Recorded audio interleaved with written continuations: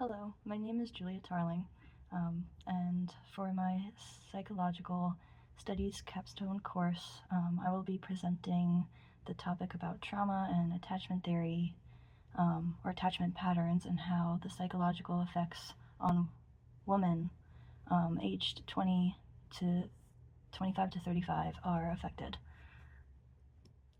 Oops. Before we get into all of the details, you might be wondering how these two things are linked. That being how kids are affected emotionally as children, and how we form our relationships later as adults, and what the correlation is between the two. And there are many complex answers and theories and studies to explain, but to sum it up, the answer is trauma. Not just trauma, but unresolved trauma.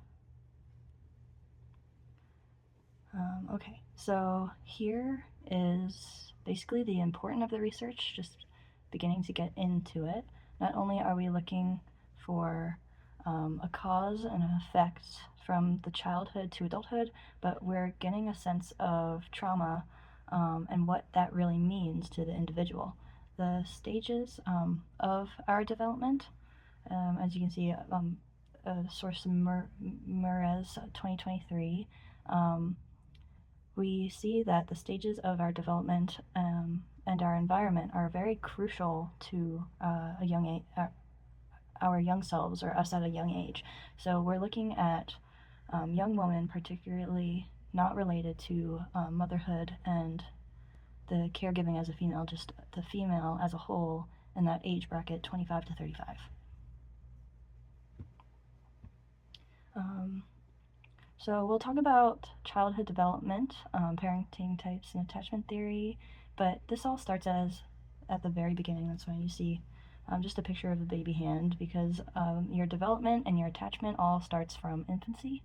Both infancy and childhood attachment develop certain styles, so those continue into adult life, but this, whether it's negative or positive or a mix of both, they all are affected by your environment and culture, and through your generation, whether that's culturally in your family or also just passed on through you and your DNA, which I will talk about later.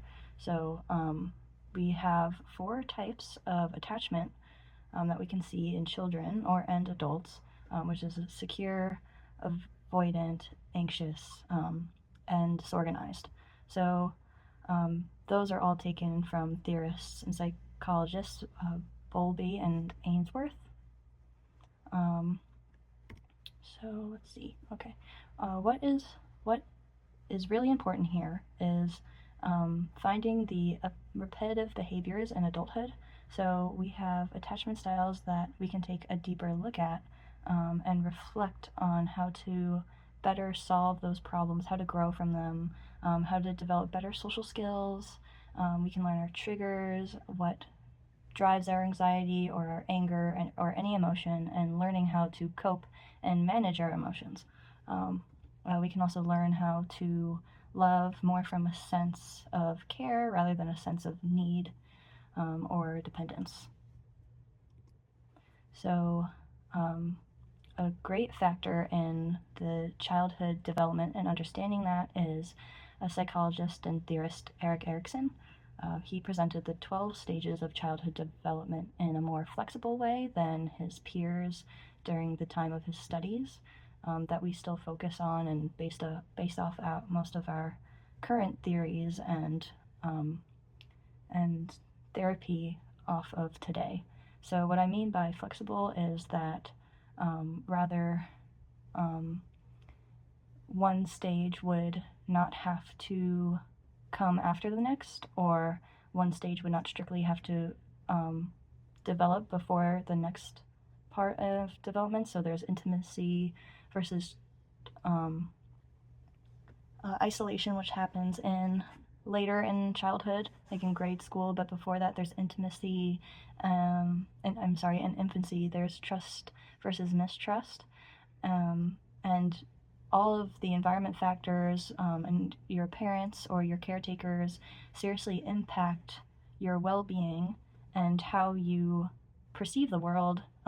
So these developmental stages are extremely crucial to developing your attachment style.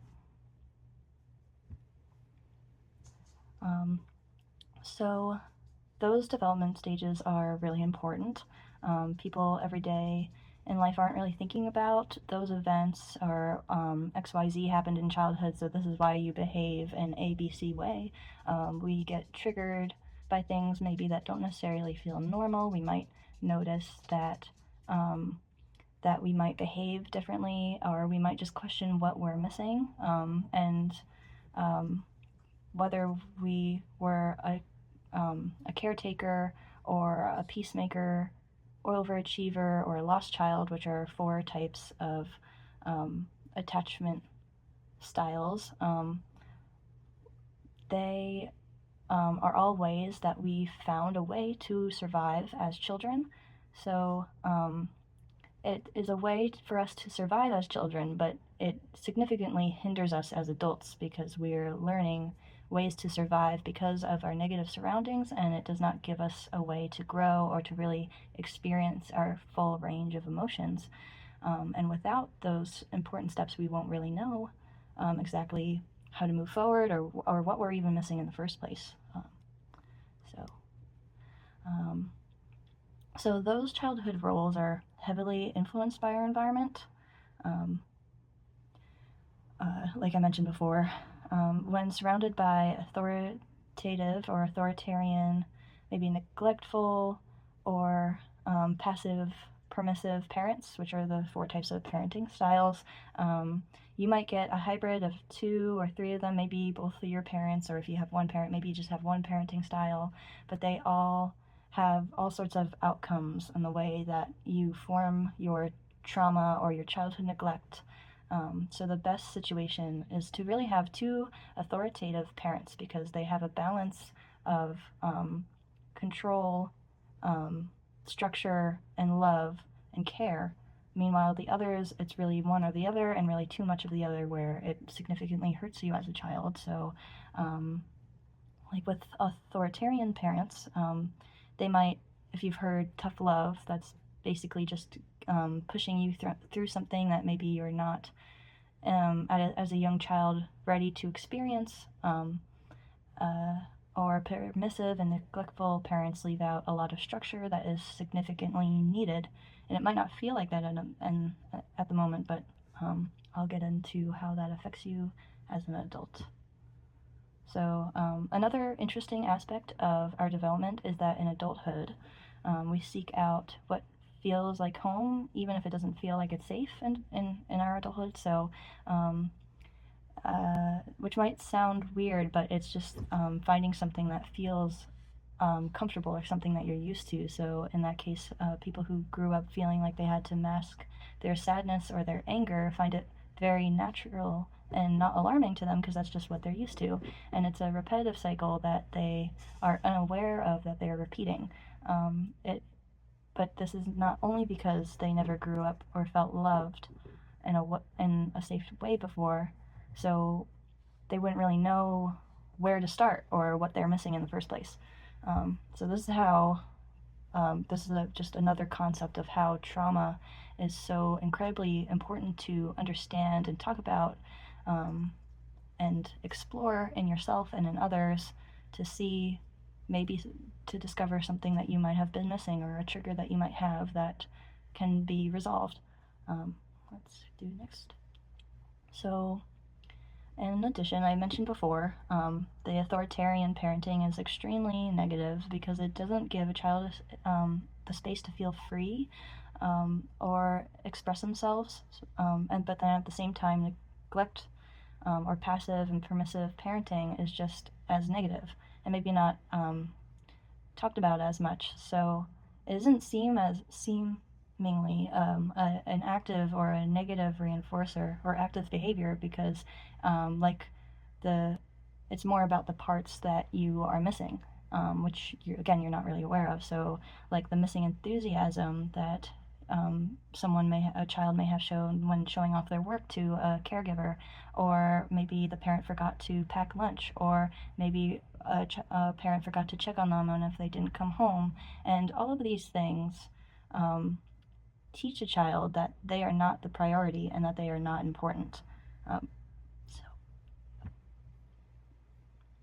so in many cultures, including our own in the US, we are taught to sort of shrink our emotions, and that our emotions should be smaller rather than larger, and learning how to control them. But an interesting thing is that we can't necessarily control our emotions, but we can control our actions. And this is a huge flaw, not just in the US, but in many cultures, and some more than others. So, you might know or understand that it isn't okay to cry in front of others, that crying in general is something that makes us look weak.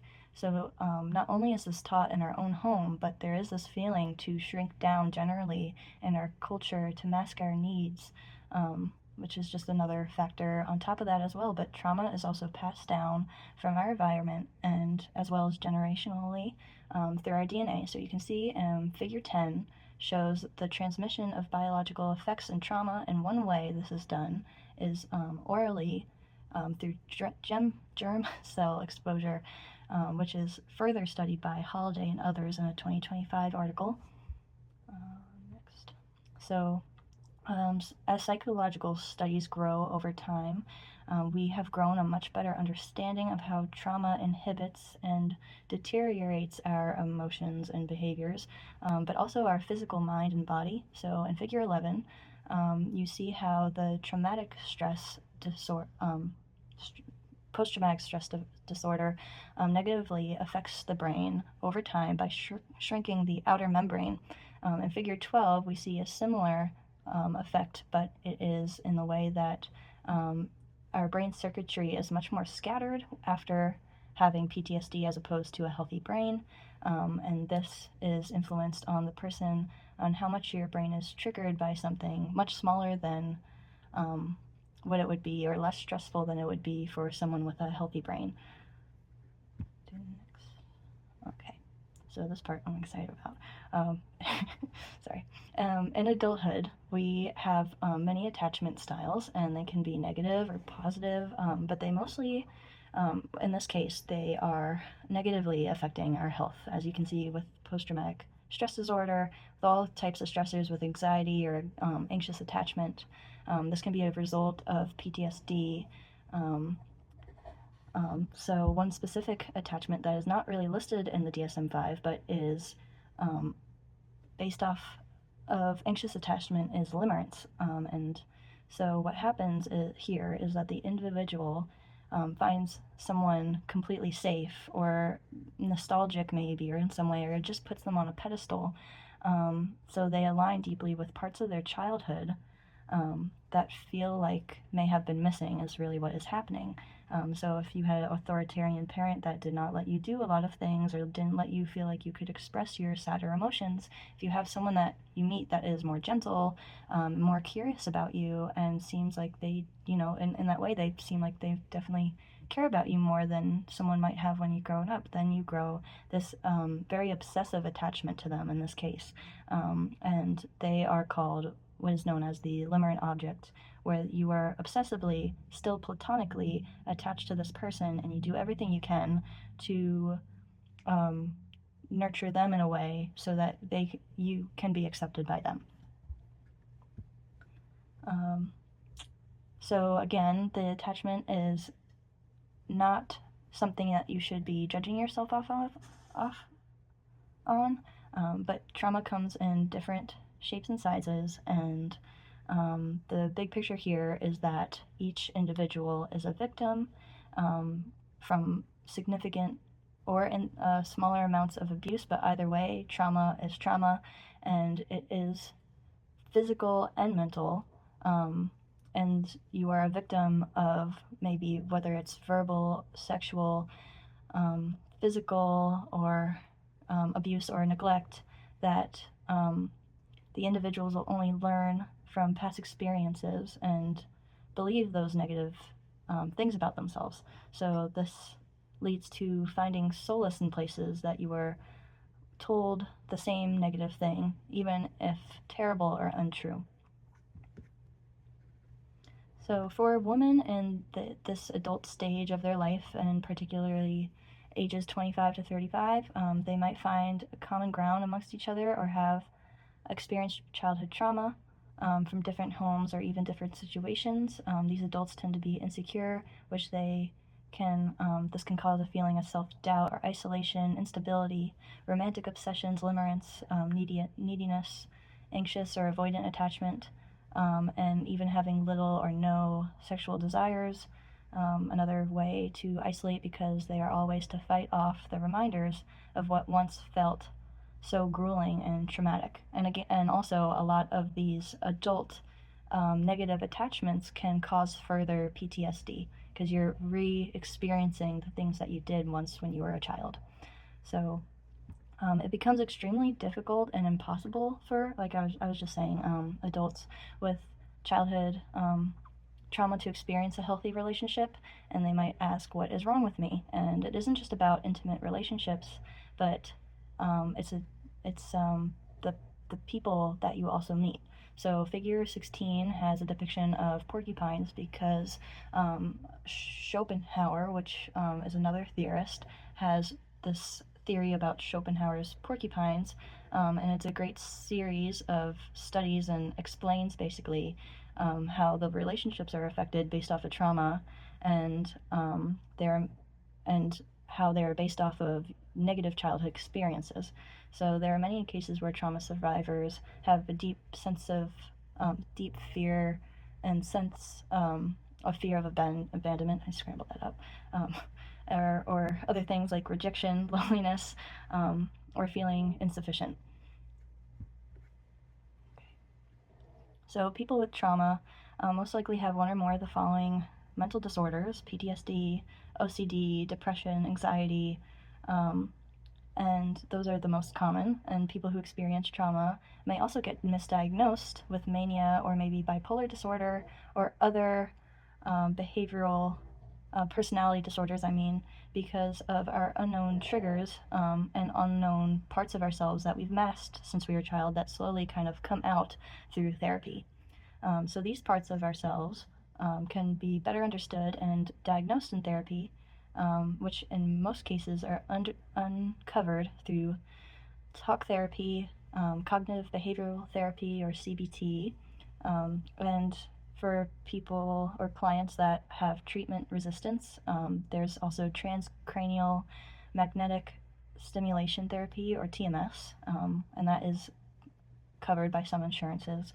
There's eye movement desensitization and reprocessing, which is EMDR, and to my knowledge, it's extremely helpful for those with post-traumatic stress disorder because it retrains the neural pathways to subliminally change their mind to channel to more positive experiences rather than the negative that triggers that traumatic response, which is practiced in cognitive behavioral therapy. So of all the treatments one can go through, nothing will be more effective or effective at all if the individual doesn't put in their individual work. And what that can look like is simply taking accountability for what you say to yourself, your self-talk, increasing positive self-talk, and your environment and how other people talk to you and who you associate with. So slowly training yourself to remove any toxic elements to your daily life will teach ourselves to rebuild and not expect things to change over time, slowly through baby steps. There are many studies that influence attachment styles in our childhood and our adulthood, but the minor gaps in our research are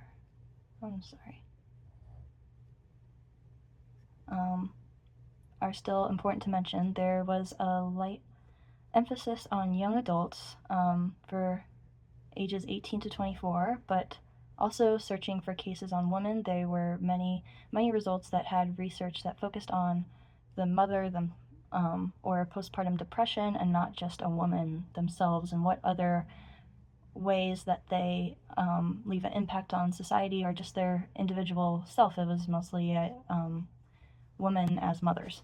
So that was somewhat discerning. Overall, there was still an incredible amount of research and dedication to the topic on how adult relationships are influenced by childhood experiences and trauma. We learned that many women suffer from these effects, and the effects on how they're internalized and even fossilized into us, but grow outward into our adult relationships, whether it's avoidant or anxious attachment style, or obsessive or limerence, or how they develop or continue to develop PTSD, anxiety, depression. Our experiences as children may seem insignificant or normalized because you may have heard of them through your generation, and that is just the way that your family has worked, or maybe your friends' relationships with their parents are similar, or just in your culture generally it's normalized. But these events leave a severe impact on how our mental and physical health develop. And so with proper therapy and enough self-talk and patience with ourselves and others, we will certainly still grow and learn a lot about ourselves. So that is the end of my presentation. Thank you.